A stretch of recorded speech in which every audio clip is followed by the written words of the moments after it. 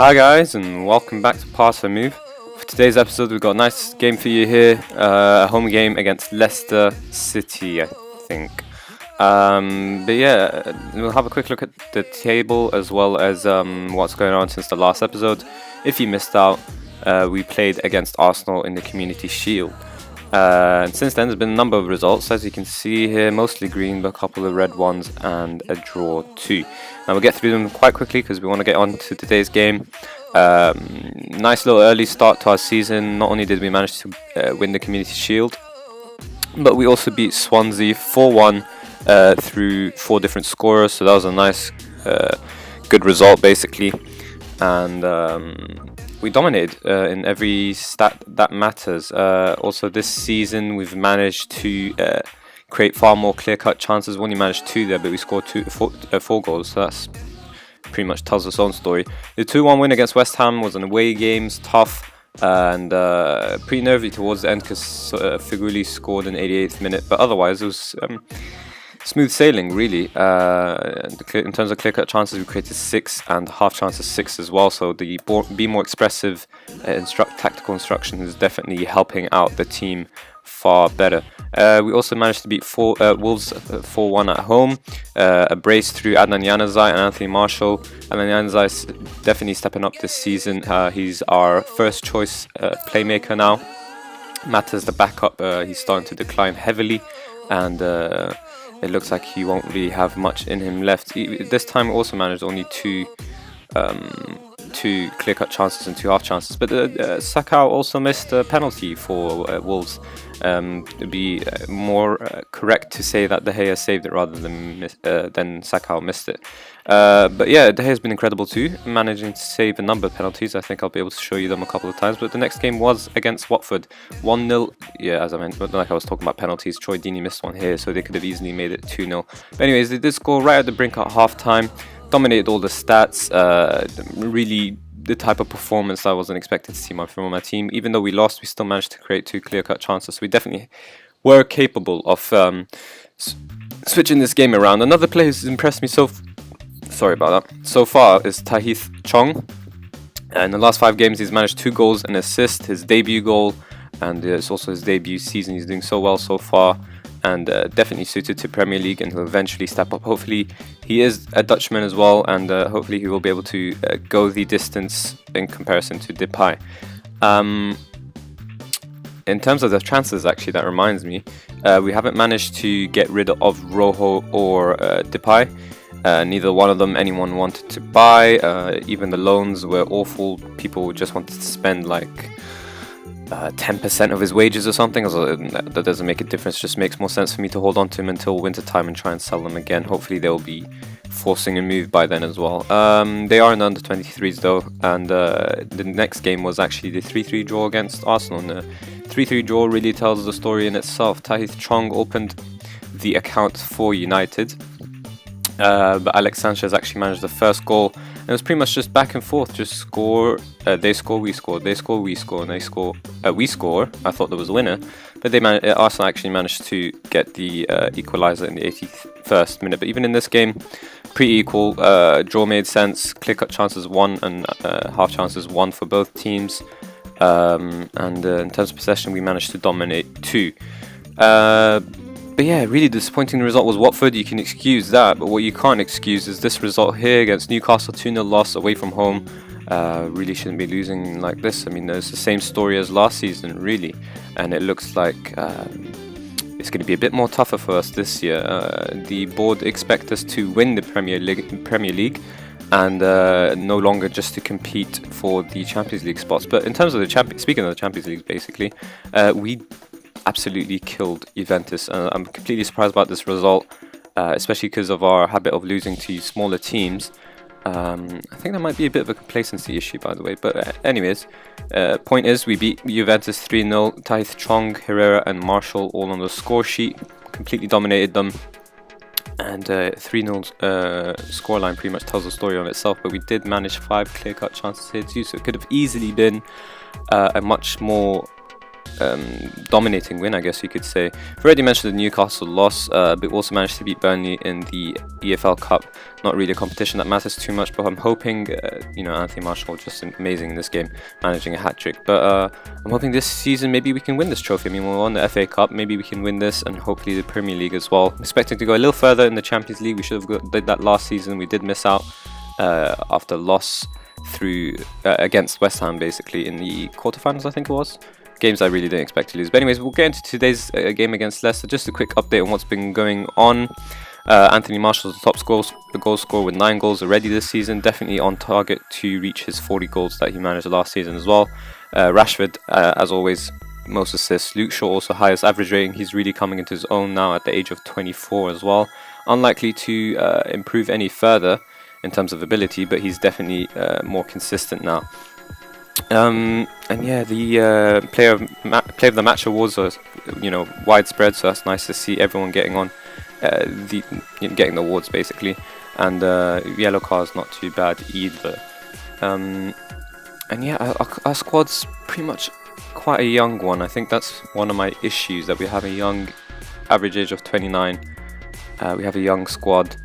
And we're expecting big things, but I mean they're ready for Premier League, game time basically. So we should expect them to perform. Just a quick update on the table. I'm sure most of you have seen it in the beginning of the video, but we are 7th in 10 points from possible 18. 3 wins, 1 loss, 1 draw, and 2 losses. The 1 draw you can excuse, but the 2 losses you really can't. You can probably excuse 1 of them, but 2 not really whatsoever. And we're already way behind Chelsea. They have played the game in hand. We can close that gap to 6 points, but things are not looking rosy, and it's not looking too good for Arsenal either, with 9 points from 6 games played. They did start last season quite slowly as well, though, and with a new manager in charge, and Carlo Ancelotti from last season, he won the Premier League in his first season in charge as well, so you'd expect him to do it again. They did win it 3 times in a row. I'm hoping to finally end that. But I'm expecting the board to no longer have any confidence in me if we don't manage to win the Premier League whatsoever. As you can see, they're already disappointed that we're only likely to end in the Champions League, end up qualifying in the Champions League basically. Sorry, I blanked there completely. But yeah, I mean, I'm quite sure if I don't win the Premier League this season, they'll actually might fire me. And I'm normally always very secure just because their confidence is high in me. I feel all the club philosophies. I take well of the finances, squad harmony is good, everything's good. But yeah, I'm pretty sure this is like my last season in charge. And in terms of my contract, I'm actually not sure myself. Yeah, it does end this season, so it looks like this will be my last chance basically. We'll see whether they'll ask me to renew it or not, but it seems like they set a high target just in the hopes of seeing whether I win or not. And if I don't, I'm expecting them to release me and hire someone else. If that's the case, we're going to move on to a different team for our next series. I'm thinking of doing one of Dr. Benji's suggested teams from his playlist about who to manage on Football Manager basically. And yeah, I should tell my players that I'm expecting them to win this game. Go if you haven't checked out the series, you should definitely check it out. Just go onto his channel. He's got the playlist there, about 24 suggested teams. Watch it, watch whatever ones you want, and get back to him about who you think I should manage. I'll have a quick little poll in the end, but really it's all hypothetical still. Leicester playing with a 4-1-4-1 formation, bit defensive. They are away from home, so it's a bit expected, and we should be the team to win this. But Leicester are a tricky team, former champions themselves, and they've won it more recently than we have, so that's quite telling in itself. In terms of the team, it's a pretty standard team that we've been playing with lately. Taith Chong keeps his place even though Marcus Rashford came back from injury. Marco Verratti does incredibly well to score from outside of the box. But yeah, in terms of the team, Taith Chong is just doing really well, so there's no need for me to bring on Marcus Rashford just yet. Once Taith Chong's form drops, he'll definitely come back into the team. Quite the deflection there off his own teammate, I think that was. But either way, we'll take it. And yeah, Smalling, Jones in defence, that's standard. Darmian playing well, so I can't really bring on Mario Fernandes, who is my preferred fullback.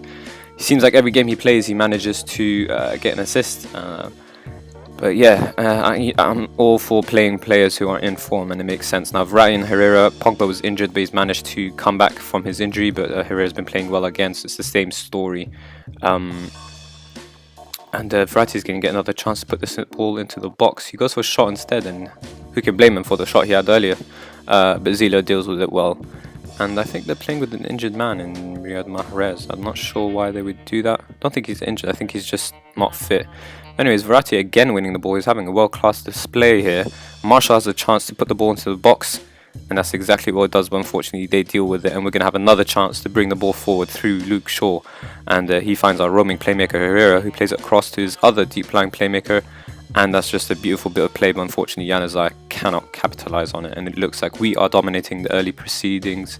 Plenty of shots, no clear-cut chances, and Leicester holding on here. Still managed to hold on to Jamie Vardy as well. That's quite surprising. I imagine he's quite old now. But yeah, Mkhitaryan, Januzaj, Chong and Marshall are players up front. Again, Mkhitaryan's still the oldest player in our front four. He's also starting to deplete a little bit. Sorry, I'm going to pause the game for a second, just show you guys. He's not quite declining the same way Mata is, but he's definitely gone from 4 stars to 3.5. Still considered a leading player for most Premier Division sides. And you know, he's probably got about 2 more seasons in him. I think I did sign a contract extension for him. He was going to end this season, so I've managed to give him a couple more years. I tried to give him just 2 years because he's 30 years old, but he forced the 3-year issue basically. But he hasn't really declined in terms of physicals just yet, so he's declined in terms of ability, but attribute-wise, not really. He's a great inside forward, probably best as a Rodamentor or even Romduter. I don't even know why I said it like that, but anyways, or even a shadow striker. But playing as an inside forward, he's doing the job there, so why not? And let's get back to the game. 30 minutes here. Nothing happened since the goal, really. A couple of small highlights, but nothing solid. We still haven't had a clear-cut chance, and Luke Shaw's managed to get himself on the bad side of the referee, basically, with a yellow card there. And it looks like Verratti's set to do the same. Yep, and he's definitely seriously have an issue with deep-lying playmakers always getting into the books. We aren't playing with a closing down more instruction. You know, we leave the players to decide when to close down, when not to. And for some reason, Verratti always wants to close down, I suppose. And he ends up getting yellow cards quite often. It's still not as bad as one of the earlier seasons of this series, where Herrera managed to get about 25 yellow cards in the space of 38 Premier League games, something like that. I'm sure you guys can watch the video further back. But yeah, just a ridiculous amount of yellow cards, really. And speaking of Herrera, he's managed to get and pick up an injury here, and unfortunately we don't have Pogba on the bench for him. Neil Oliver is a deep line playmaker. He can play as a roaming playmaker, but I think Verratti is just more suited to it. He's also on yellow card, so it just makes sense to shift him over to a roaming playmaker. He won't do too much damage. I think it's only about, what was that, 35 minutes left to the game. So we just have to try and push on, get the second goal, make it nice and easy for us. We're on the 60th minute here. A couple of players feeling a little bit tired, and some of our frontmen aren't performing though. I mean, Darmian's feeling a little bit tired, so I'm tempted to bring on Mario Fernandes. But if the frontmen aren't performing in terms of Mkhitaryan and Januzaj, as well as Marshall, really, I don't know whether to show them a bit more faith or to take them off. I'll show them a bit more faith and let's see how it goes on. Darmian instantly, his condition drops. We are on the 70th minute here, so we will definitely make some changes now. So we'll bring on Mata for Januzaj, who's tired. Managed to step up his performance a little bit. Marshall hopefully would do the same with the rest of the game, but Darmian definitely too tired now with a 71% conditioning. Let's see what these substitutes can do. Hopefully they can bring something special to the game. Mata definitely has something to prove this season, that he's still got it, that he can still perform. You know, he's been taken over by Januzaj, who still has the potential of being a leading player in most Premier Division sides. As I mentioned earlier, I think in the previous episode, if Januzaj doesn't develop the way we expect him to develop this season, then he'll definitely be moving on. I'm really not tolerating players who are only considered to be good players for most Premier Division sides anymore. That's practically one of the main reasons why I got rid of Depay and Rojo. Well, technically didn't, because they're still at the club, but I mean, I'm not playing them anymore. Another fact is, of course, that we do have players, youngsters who came through who are ready for first team action. Anyways, did manage to win the game 1-0. Not a bad result at all. Quite quite the quiet game, but it does move us up the table, and hopefully some of these other teams will drop some points. Herrera's injury is not too serious, so that's good to see, but looks like Pogba will come on for the game against AZ in the Champions League. In terms of when we'll be back, we have a number of interesting fixtures, so we'll count 7 games again, because that's what we're doing. So 1, 2, 3, 4, 5, 6, 7. We might do the away game against Juventus. You guys did miss out on the Champions League game, the first one 3-0. Let's see whether Juventus will get their revenge or we'll do the double over them. But so far we definitely are leading the group, of course. But you know, it's still early days really. We just the one game. But yeah, it's just good to beat the favourites for the group, basically. I thought Juventus were going to be a really tough team, and I think we just played a really good game that day. But yeah, important fixtures coming up in the games against Liverpool and City. Hopefully we can progress in the AFL Cup round. We only managed to draw Hull, who are in the Championship, I think, this season. Yes, they are. And let's see how far we can go in all these competitions. Hopefully we can start climbing up the table and make this a season to remember. Arsenal haven't started well either, so you know, we can draw inspiration from how they played last season. But anyways, I think that'll be all for today's episode. So if you enjoyed the video, please hit the like button and subscribe, and thank you guys for watching.